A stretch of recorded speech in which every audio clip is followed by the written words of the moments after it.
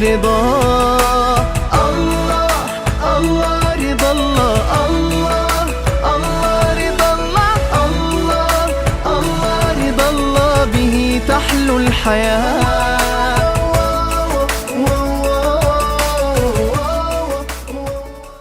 تبسم للحياة، تساءل قل أين الطريق، لا تحزن تفاءل هو الله يرضيك. تبسم.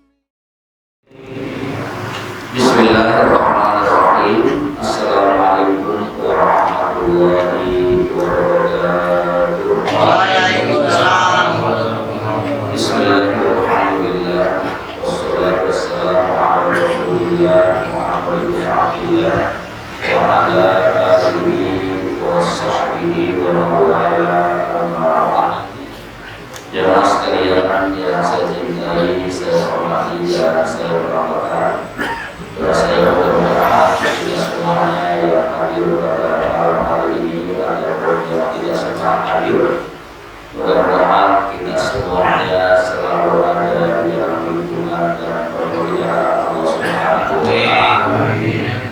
Puji dan syukur kita panjatkan kehadirat Allah Subhanahu wa Ta'ala atas berbagai macam nikmat yang diberikan kepada kita, sehingga alhamdulillah di malam ini di malam Ahad kembali kita sama-sama hadir duduk dan bersilaturahmi di majelis taklim kita ini, dan mudah-mudahan hadirnya kita, duduknya kita, hadir dan silaturahminya kita kesemuanya akan mendapat ganjaran dan balasan pahala dari Allah Subhanahu wa Ta'ala. Allahumma shalli ala sayyidina Muhammad wa ala ali sayyidina Muhammad. Salawat dan salam kita sampaikan, kita hadiahkan kepada junjungan kita Nabi besar Muhammad sallallahu alaihi wasallam. Jemaah sekalian yang memuliakan dan memuliakan Allah, sejenak kita pasang telinga kita buka pintu hati kita dengarkan apa yang akan kita bahas pada malam hari ini, dan mudah-mudahan setelah kita mengerti, kita paham, kita pun pandai-pandai mengambil hikmahnya, lalu kita pun bisa mengamalkannya dalam kehidupan kita sehari-hari, dengan harapan mudah-mudahan kita diberikan keselamatan dunia dan akhirat. Ada sebuah cerita, anna Yahudiyan kana yudta bisirqati jamalin ala rajulin muslim, fasyahida alaihi arba'atu syuhudin minal munafiqina zura, fahakama an-nabiyyu sallallahu alaihi wasallam bin jamal bil yahudiyyu wa yaqtaru yadal muslim. Ada sebuah cerita, ada sebuah hikayat bahwasanya ada seorang Yahudi. Orang Yahudi ini menuduh seorang Muslim mencuri seekor ternak. Iya, orang Yahudi menuduh orang Muslim mencuri seekor. Fasyahida alaihi arba'atu syuhudin minal munafiqina zura. Kemudian ada 4 saksi yang menyaksikan bahwasanya orang Muslim ini benar-benar mencuri seekor ternak, dan saksinya ini adalah dari orang munafik, dan saksinya ini, sumbernya ini adalah sumber palsu. Ringkas cerita, ketika ada orang Yahudi yang menuduh seorang Muslim mencuri seekor ternak, maka kalau orang Yahudi ini ngadu kepada baginda Rasul bahwa kontaknya hilang, itu tidak akan dipercaya kalau tidak ada saksi. Nah, kemudian timbullah akal bulusnya orang Yahudi ini. Bagaimana caranya supaya tuduhannya dia terhadap orang Muslim yang mencuri onta ini dapat diterima dan dibenarkan oleh baginda Rasul sallallahu alaihi wasallam. Akhirnya orang Yahudi ini pun mencoba mencari beberapa orang saksi yang mau menjadi saksi untuk tuduhan orang Yahudi tadi yang menuduh orang Muslim mencuri orang. Cari pelajari siapa kira-kira yang mau jadi saksi. Akhirnya dipanggillah 4 orang untuk datang ke rumah orang Yahudi ini. Kata 4 orang ke rumah orang Yahudi dipanggil, kasih amplop,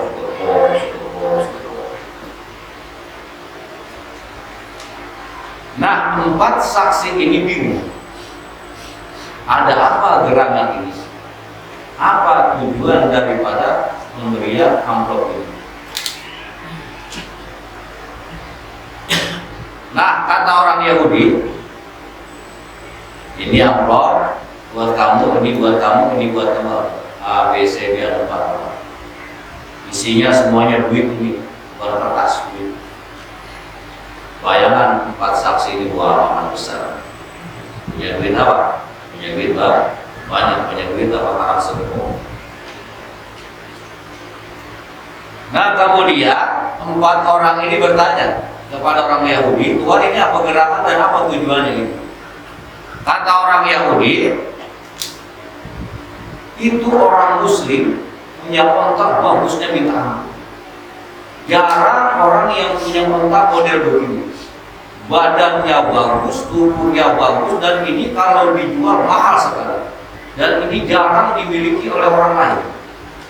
Maksud Tuhan, saya pengen ontak ini punya saya. Pun kalau dijual juga gak bakal dijual ini. Maka satu-satunya cara, kata orang Yahudi, biar aja saya tuduh orang ini mencuri ontak saya, dan kamu 4 orang ini jadi saksi. Pokoknya kamu bilang iya saja. Kalau nanti satu saat saya ngadu kepada Rasulullah bahwa ontak saya ini diambil sama orang Muslim ini, kamu dapat bilang iya. Nah, 4 saksi ini, karena yang pertama mereka adalah 4-4-nya orang munafik. Kemudian 4-4-nya ini juga doyan sogokan, doyan duit. Ini kita hayati sedikit sementara.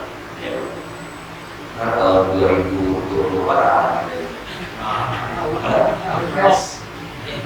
ada biru, ada mobil, ada apa lagi itu ya. Sebenarnya itu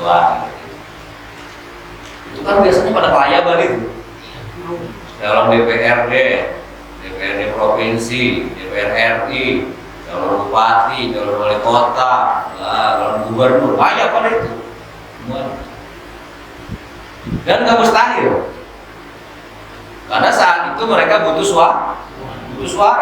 suara dari kita, dari rakyat biasa.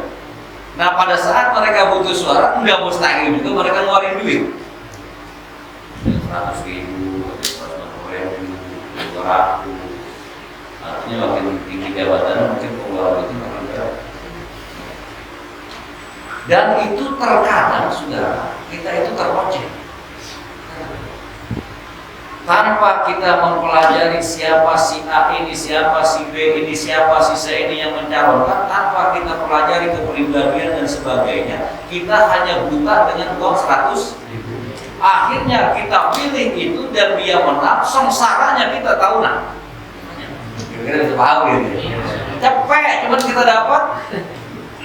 Sekarang cepet itu 4 bungkus lah, sampul lambil udah kira-kira. Iya. Kita dapat beras gampang, nggak dapat beras karung. Udah karena kita dapat uang 100.000 atau 200.000, masya Allah, nggak enak ini kawan. Harusnya kan kita mempelajari siapa dulu ini, orang ini mobil cakep gak nih, Islamnya cakep gak nih. Kita pelajari situ dulu, soalnya karena kita orang Islam. Kadang-kadang itu kita lupa itu. Gelap mata kita dengan uang 100.000, 200.000, akhirnya kita coblos, naik dia. Nah, ketika kita naik kebijakannya bukan membela kita orang Islam, akhirnya apa? Malah menindas kita orang Islam. Senangnya kita cuma sesaat itu, tapi sengsaranya kita 5 tahun. Maksud saya ini pelajaran. Nah, kata 4 saksi ketika disampaikan oleh orang Yahudi, pokoknya kamu nanti di depan Rasul iya saja bilang bahwa orang Muslim ini mencuri onta saya. Kata siapa dia? Kata orang Yahudi. Kata 4 saksi ini, ya siapa aja, pokoknya rapi dosa.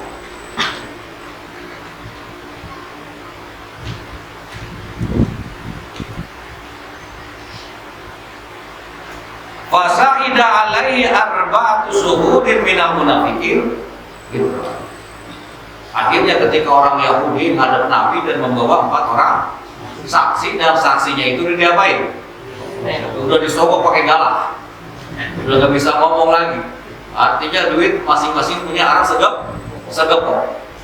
Nah, ketika orang Yahudi itu menghadap kepada baginda Rasul dengan membawa 4 orang saksi, kemudian orang Yahudi mengatakan bahwa orang Muslim ini telah mencuri ontak saya. Kalau tidak percaya, Rasul coba tanyakan 4 saksi ini. Sama Rasul, oleh Rasul ditanya, benar gak ini omongannya orang Yahudi?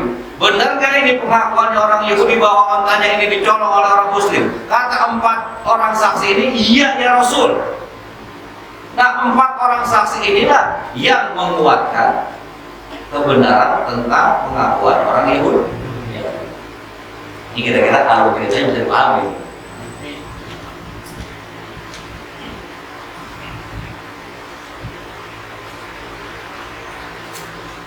Fahakama an-nabiyyu sallallahu alaihi wasallam bil jamali lil yahudi wa yaqta'u yadal muslim.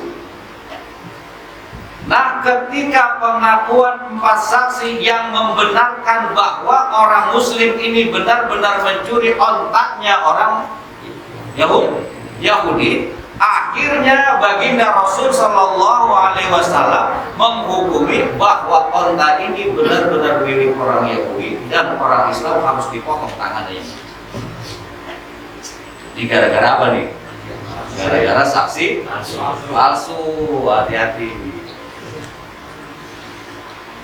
Ya Allah, Engkau Maha Tahu, kata orang Muslim yang dituduh mencuri. Ya Allah, Engkau Maha Tahu bahwasanya aku ini sama sekali tidak pernah mencuri onta itu. Kata siapa ini?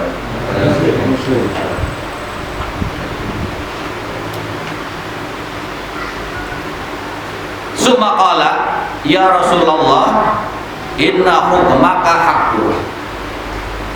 Setelah orang Muslim ini menadahkan tangan meminta kepada Allah, memberikan pengakuan bahwa dirinya tidak pernah mencuri apa tadi? Kemudian orang ini berkata kepada baginda Rasul Sallallahu Alaihi Wasallam, ya Rasulullah, inna hukmaka haqqun. Ya Rasul, kebijakan kamu, hukum yang engkau akan tetapkan kepada aku itu benar adanya. Karena Rasul itu tidak pernah salah dalam menetapkan hukum, dalam memberikan kebijakan sesuai dengan saksi 4 orang yang ada, bahwasanya 4 saksi itu mengatakan bahwa orang Muslim ini mencuri orang. Maka kata sahabat tadi, kata orang Muslim tadi, ya Rasulullah, inna hukmaka haqqun. Ya Rasul, sesungguhnya ketetapan hukum kamu itu adalah benar. Walakin istahbir anni hadzal gamal. Tapi ya Rasul, kata Muslim yang dituduh mencuri, tetapi ya Rasul, cobalah kamu minta kabar dari onta itu. Kalau sama saksi tadi bilang apa tadi? Kalau saksi yang 4 mau udah ngeprok kemana tadi? Ngeprok orang Yahudi. Karena udah apa? Karena tidak ada jalan lagi berharap dari saksi-saksinya sudah nunduk sana. Akhirnya kata Muslim yang dituduh mencuri onta ini, walakin istahbir anni hadzal gamal. Ya Rasul, sekarang cobalah cari berita, cari kabar, ajak ngomong itu onta tentang diriku ini.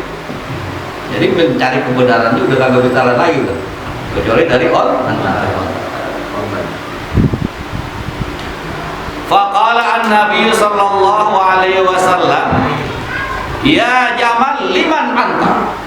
Akhirnya baginda Rasul dekatkan itu onta, kemudian onta itu ditanya oleh baginda Rasul sallallahu alaihi wasallam, liman hadza? Wahai onta, ini lu kalau sebetulnya punya siapa ini? Kalau kata Betawi begitu. Faqala al-jamalu bilisanin fasihin, ya Rasulullah ana lihazal muslim. Kemudian dengan izin Allah maka onta itu pun berbicara dengan lidahnya yang sangat fasih. Apa kata onta? Ya Rasul, ana lihadzal muslim. Saya ini bukan punya orang Yahudi, tapi saya adalah milik orang Muslim. Onta yang ngomong. Kira-kira sudah bisa paham ini? Wa inna haula asyuhud lakadzibun. Kata onta, sesungguhnya 4 orang yang jadi saksi ini semuanya bohong ya Rasul, kata onta. Tapi yang bingung, apalagi saksi. Faqala Nabi sallallahu alaihi wasallam, ya Muslim, akhbirni madza taf'alu hatta antaqallahu ta'ala al-jamal fi haqqika. Kemudian baginda Rasul sallallahu alaihi wasallam setelah mendengar pengakuan onta, dengan izin Allah onta itu bisa bicara dan mengakui bahwasannya kata onta, saya ini milik orang muslim. Maka baginda Rasul sallallahu alaihi wasallam berkata, ya Muslim, akhbirni madza taf'al.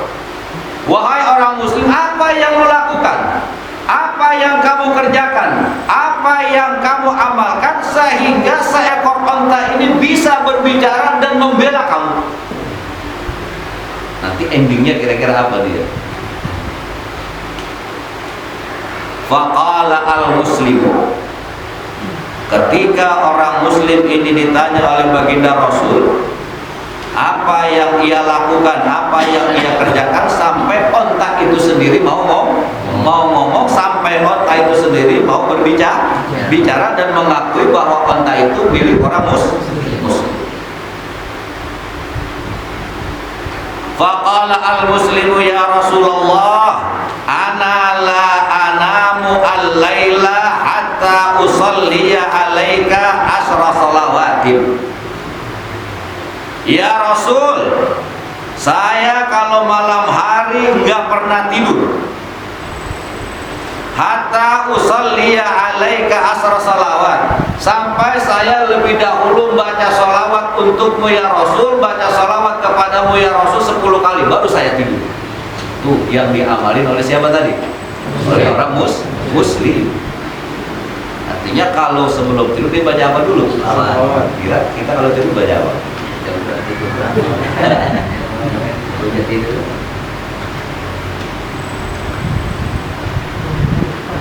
Faqala Nabi sallallahu alaihi wasallam.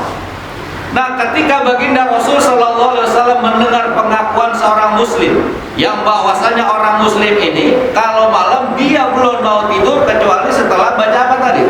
Setelah membaca salawat sebanyak 10 kali. Apa kata Nabi kita Muhammad sallallahu alaihi wasallam? Najauta minal qat'i fid dunya wa tanju minal adabi fil akhirah fil uqba bi barakati sholatika alaihi.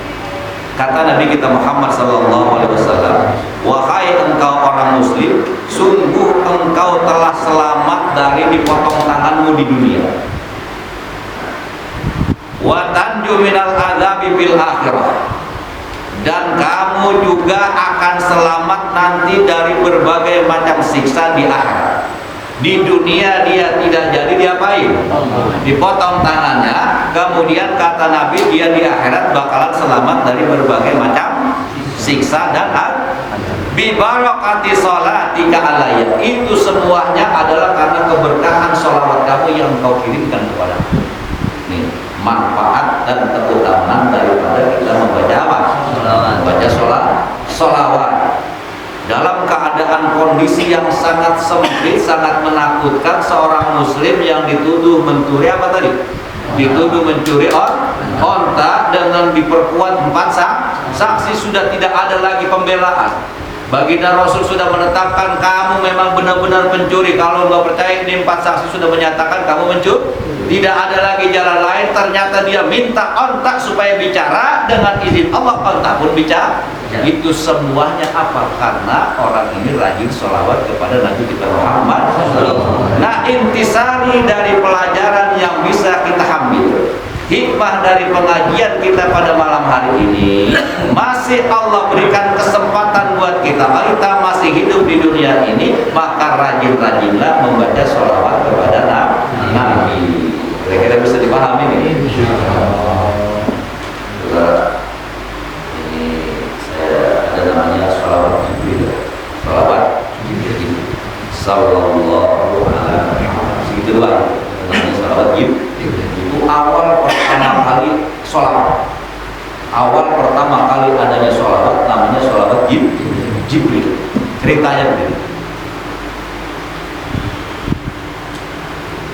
Nabi Adam sama Allah Subhanahu wa Ta'ala disuruh, diperintahkan untuk membaca sholawat kepada Nabi kita Muhammad Sallallahu Alaihi Wasallam. Nabi Adam nih. Berarti kalau Nabi Adam udah ada belum? Belum ada air-airnya, belum ada apa-apa. Nabi Adam manusia pertama, maka Allah disuruh membaca sholawat untuk Nabi kita Muhammad Sallallahu Alaihi Wasallam. Bingung, Nabi Adam bagaimana baca sholawatnya ini? Orang juga belum ada caranya bagaimana. Akhirnya Jibril ngajarin bagaimana caranya. Sallallahu alaihi wasallam. Maka sholawat Sallallahu alaihi Muhammadillah dinamakan sholawat Jibril. Saudara punya hajat. Siapa yang kira-kira sini lagi jual tanah? Apa kena? Punya bisnis, punya apa lah? Kalau Pak Yuri kali punya proyek. Nah, tapi pertanyaannya buat apa? Kalau saudara punya hajat di dunia ini, bacalah sholawat Jibril itu 4.444 kali. 4.444. Niatkan apa hajat saudara, itu bisa Allah dikabul. Salawatnya apa? Sallallahu alaihi wasallam. Sallallahu alaihi wasallam.